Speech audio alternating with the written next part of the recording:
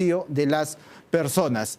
Como les habíamos anunciado, ahora nos acompaña en los estudios el exministro de Economía y Finanzas, Waldo Mendoza, con quien vamos a conversar sobre los impactos no solamente de la restricción del gas natural, sino de lo que viene sucediendo en el país.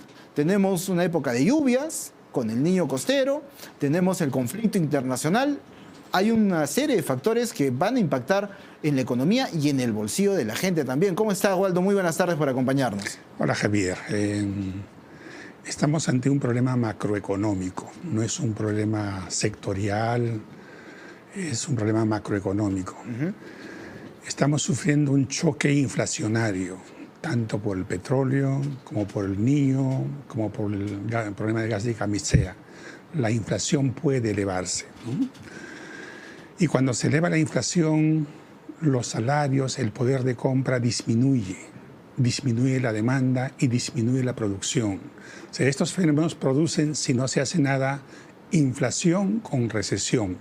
Y los economistas llamamos estanflación. Hay cierto peligro de que eso pueda pasar en nuestro país si no tomamos las medidas correspondientes. ¿Cómo esto puede impactarle a la persona de a pie? Uno escucha estanflación y puede parecer muy lejano, una palabra muy técnica.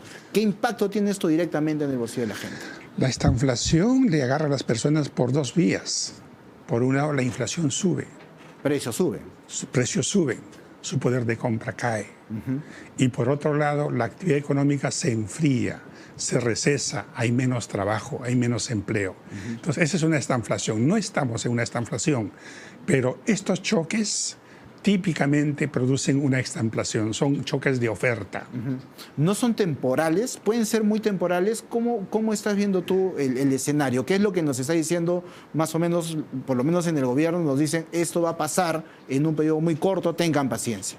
Estos choques son naturalmente temporales. La guerra se va a acabar, lo del gas de camisea se va a resolver, lo del Niño tiene que acabarse. Pero precisamente la política macroeconómica está para moverse de tal manera que cómo evitar esos impactos transitorios de los choques internos, de los choques externos, para que la economía no sufra inflación ni sufra recesión. Entonces, temporal sí, pero temporalmente van a subir los precios, temporalmente podemos recesarnos y nosotros no queremos ni inflación, ni recesión, ni en el corto plazo, ni transitoriamente. ¿Y cómo puede hacer? ¿Cuál puede ser la receta para poder salir de esta situación o por lo menos que esta situación no llegue a lo que nos acabas de decir? Seguramente lo que te voy a decir ya lo están pensando en el MEF y en el Banco Central. En el caso del MEF, lo que se recomienda hacer es algo que ya se hizo antes. Se implementa un fondo de estabilización del precio de los combustibles. Un dinero que sirve para subsidiar a los combustibles para que estos no suban, que se mantengan constantes. Y cuando el temporal pase, se elimina el subsidio y la vida continúa. El otro elemento es el tipo de cambio. El tipo de cambio es un elemento importante de la oferta agregada. Nuestro país importa bienes de capital e insumos. 3/4 partes de las importaciones son de bienes de capital e insumos que generan costos. Entonces, cuando sube el petróleo, los costos suben, la inflación sube. Una manera de atenuar esto es evitando que el tipo de cambio suba mucho.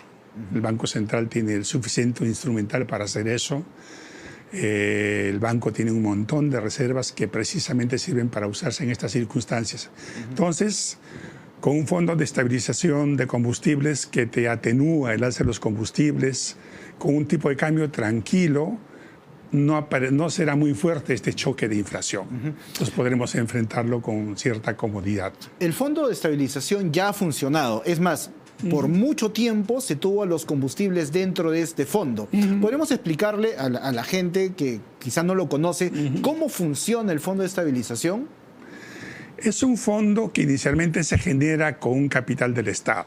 El Estado pone un monto de dinero que lo utiliza en los malos tiempos, para evitar que suban los combustibles, el Estado subsidia a esos combustibles para que el precio de mercado no se mueva mucho. Pone una banda límite de precio, correcto. Límite, así es. Ajá. Y cuando el temporal pasa, el fondo recupera lo que ha invertido. Entonces, un fondo de estabilización es para suavizar el ciclo del precio de los combustibles, para que en lugar de hacer esto, esté tranquilo. Eso tiene que ser temporal, porque anteriormente ese fondo, y era la crítica que se hacía en su momento, es que se había vuelto permanente para muchos combustibles y evitaba que se reduzca, sobre todo, claro, ayudaba cuando el precio subía mucho, pero cuando se tenía que reducir, no siempre se trasladaba a la gente. Tiene que ser así. En los malos tiempos, el gobierno pone la plata. En los buenos tiempos, cuando el petróleo cae, el gobierno recupera la plata. Y hay un fondo para otra oportunidad. Entonces, la idea es que se intervenga a través de este fondo para que el precio de los combustibles no tenga o no se dispare, sino se mantenga estable. Por eso el nombre de estabilización. Tiene costos fiscales. Tiene costos fiscales. Evidentemente. Sí. ¿Cuánto más o menos se gastaba? No sé si tengas el dato. Ya no recuerdo los montos. Ok.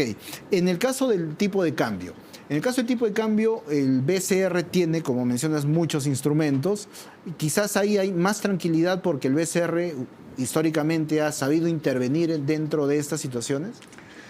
El BCR hace mucho tiempo ha aprendido a acumular preventivamente dólares para usarlos en eventos como el 2008 o en la pandemia o con Castillo.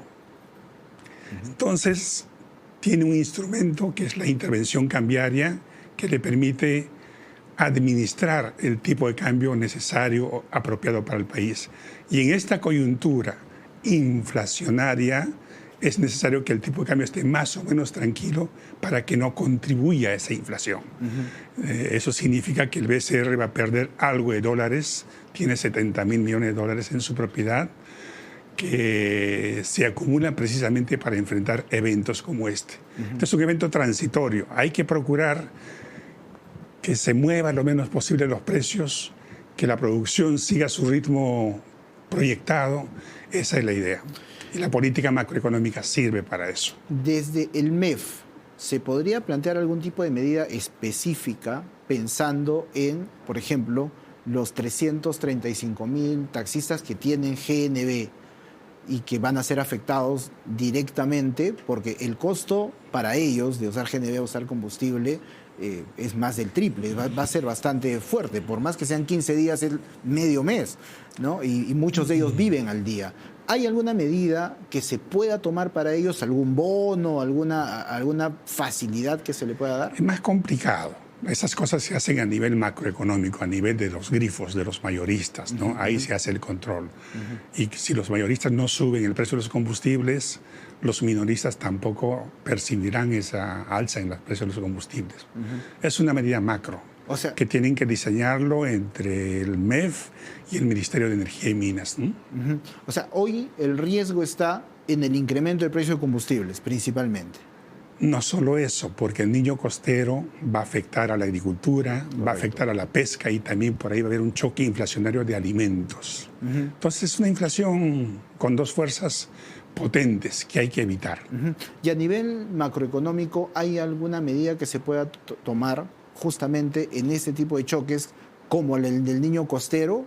¿O es más complicado poder tomar decisiones a nivel macro? Bueno, además de lo que sugiero, hay que hacer las políticas contra el niño costero directamente, ¿no es cierto? Hay que movilizarse a las regiones más afectadas, hay que apoyarlos. Y eso es trabajo de los ministerios, ¿no? Yo estoy pensando más en la macro, ¿no? La política macroeconómica, la fiscal y la monetaria. La política macroeconómica, quizás saliendo un poquito ya de la coyuntura actual, la política macroeconómica en el Perú de alguna manera se ha visto resentida, política fiscal, digamos, principalmente, que es una de las presiones más importantes que tiene ese momento en el gobierno, ¿no? Hay mucha demanda de gasto, hay proyectos sin financiamiento.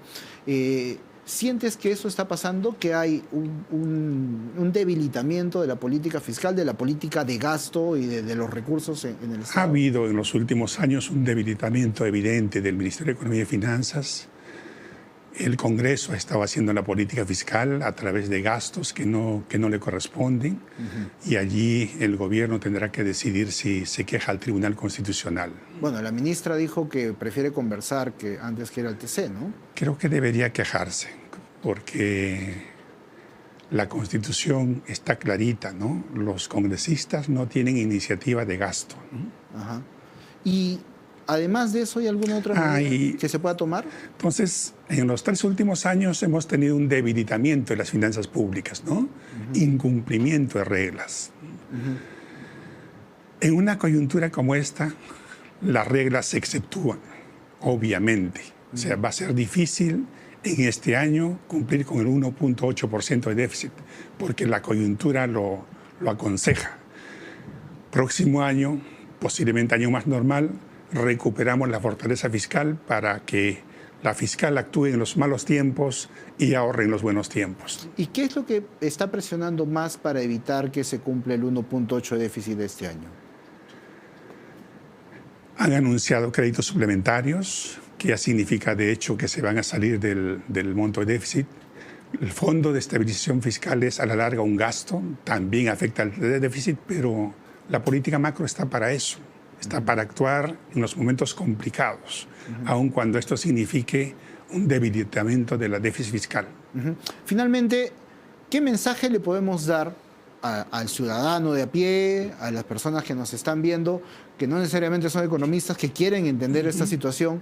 ¿Qué mensaje le damos a ellos y también a quienes están haciendo y son responsables de las decisiones, justamente para que esas personas se afecten lo menos posible? Los funcionarios del banco, los funcionarios del MEF tienen muchísima más información que yo.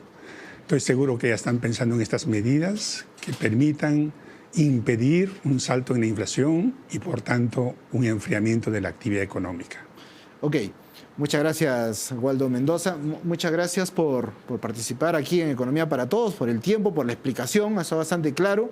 Así que Fondo de Estabilización de Precios de los Combustibles es una medida y una buena intervención del Banco Central para poder atenuar esta crisis que estamos atravesando. Nuevamente, las gracias por estar aquí en Economía para Todos. Vamos a una pequeña pausa.